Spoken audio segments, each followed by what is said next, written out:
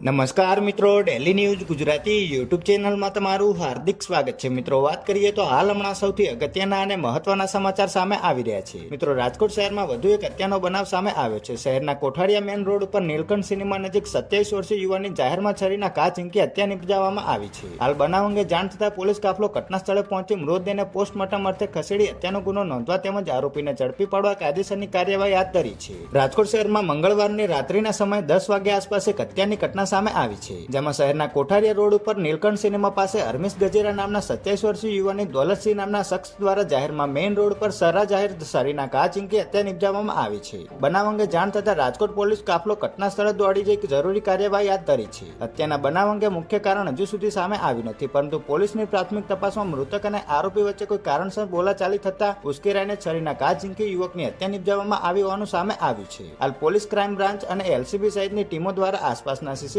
Footage તપાસી આરોપીને ઝડપી પાડવા માટે ચક્રો ગતિમાન કર્યા છે।